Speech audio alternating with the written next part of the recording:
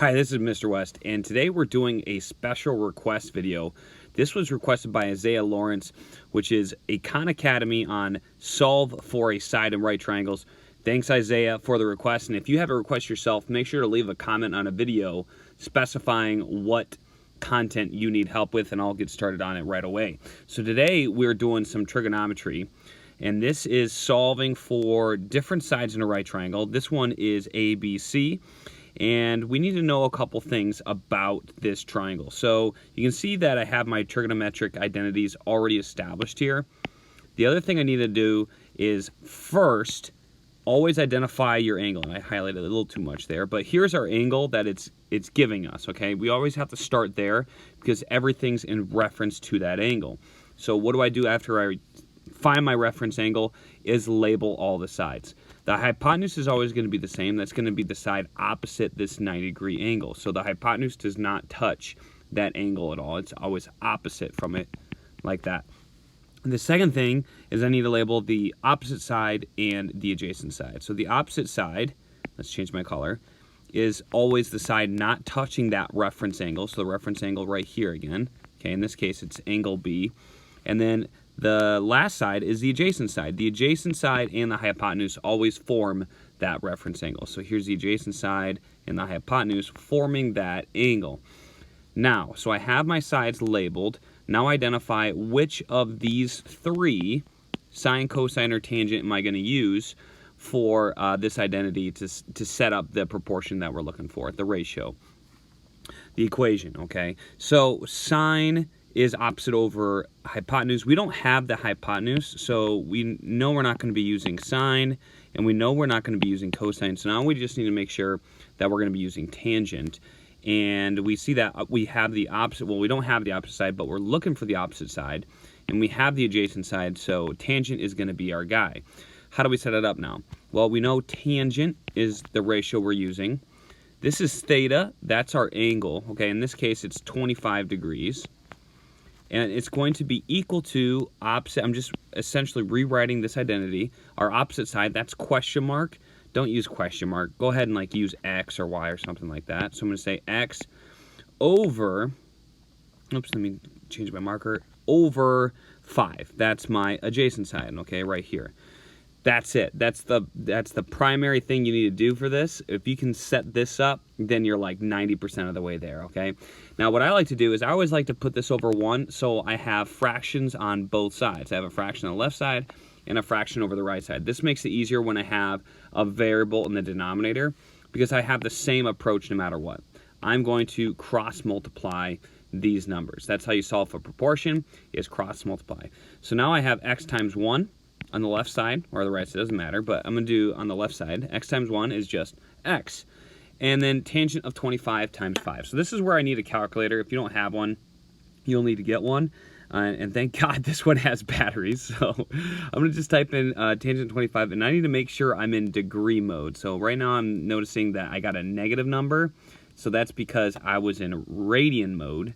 So make sure you're in degree mode. So I go tangent of 25 on my calculator, I punch that in. And as I got tangent 25, it's about 0.466. And I'm going to leave it to all those decimal places. I have like 10 decimal places there. I'm going to leave it on my calculator.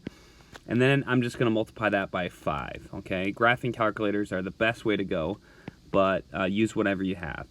And I have, after I multiply 0.466, and then it's more decimal places after that, times 5, I get 2.331. And I need to round to the nearest hundredth. So what I'm going to do is I'm just going to leave it like that, and then I'm going to show you how I round. So how do I round to the nearest hundredth? I identify my hundredth place, that's the 3. I look to the number to the right, it's a 1. That's not big enough to round it up, so I'm just going to round it off right at x equals, whoops, wrong pen, x equals 2.33, and that's what I'm going to punch in. Okay, and then we're going to do this next one a little bit quicker, so we got the process now, and we got our answer correct. Okay. Moving on, so round your answer to the nearest hundredth. We're trying to find this missing side, AC. First step, reference angle. Boom, 35. Second step, label the sides. The only sides I need are this side, that's the opposite side, and the hypotenuse. We know nothing about the adjacent side, nor do we care.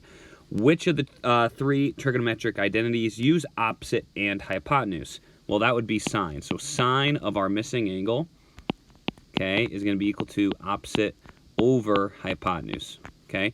So sine, we know the angle is 35 degrees, as we suggested with the highlighter, and it's equal to our opposite side. We don't know what it is. We'll call it x over our hypotenuse, which is equal to 5. So now what we're going to do is just plug it into our calculator. So we have, and you can either do sine of 35 before cross multiplying or after. It's not really a big deal either way. I like to kind of cross multiply before. So I'm cross multiplying, and I get x times 1, it should give me x, and now I have sine of 35 times 5. So I type in sine of 35, I multiply by 5 right away in my calculator, and I get 2.867. Okay, rounding time to the nearest hundredth again. So I'm going to highlight my hundredth. I notice that it's a 7 next to it, so that's going to round it up. 2.87 is going to be my answer rounded. So 2.87, let's punch that in. 2.87, check it. Let's move on to the next question. Round your answer to the nearest hundredth, AC. So let's go ahead. Reference angle, always first. Here it is. Let's label the sides in regard to that reference angle. We have the hypotenuse here. Okay, that's always opposite. It's 90 degrees. And this one's the adjacent side. The adjacent and the hypotenuse always form that reference angle. What is going to be using adjacent and not hypotenuse? It's going to be cosine uses adjacent over hypotenuse. A over H. Now we know the cosine is 65. And we know the adjacent, no, we don't know the adjacent side. We'll call it x. And the hypotenuse is 7. I put this over 1. And now I cross multiply.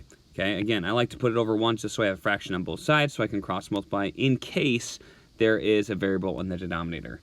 For those of you who are advanced and you can skip that step, that's fine. X equals cosine of 65 times 7. So 65 cosine 65 times 7, and I get we're always getting 2's here, 2.958 is what I got.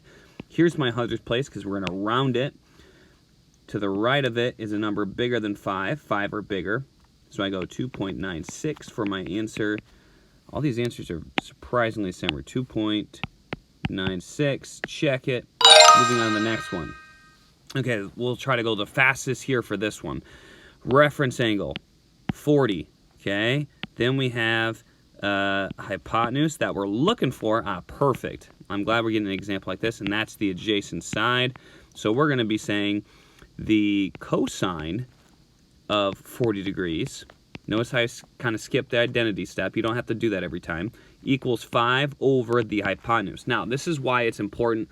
That's why I like to put it over 1, okay? Because if you don't, sometimes you'll get a little trapped. Okay, so then we cross multiply.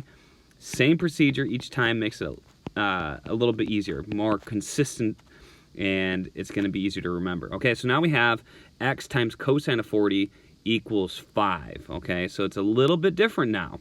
We don't just multiply the two numbers together, so don't get in that bad habit. So what we have to do is to get the x by itself, we have to divide both sides by cosine of 40. Okay, what happens is that cancels out, and we have x by itself. And so instead, now we're dividing 5 divided by cosine of 40. So there's a couple different ways to do it. I'm just going to type in 5 divided by, I have a nice TI-84 plus 5 divided by, I'm going to put parentheses. Sometimes it's good practice just in case around. So what I'm typing into my calculator literally is 5 divided by cosine 40, and I have 2 parentheses there just to double check. So I do that, and my calculator should not lead me astray. Let's hope it doesn't. X equals 6.527. 100th place is the 2, so that's going to make it x equals 6.53 for my answer. So 6.53. Let's see if my calculator led me astray. I don't think it did, and it did not. And there we go. We leveled up. That's a solve for a side in a right triangle, or solve for a side in right triangles. Thanks so much for the suggestion, Isaiah, and be sure to check out more videos like this. If you need any other math help, leave a comment, and I look forward to seeing you next time right here on West Explains Best.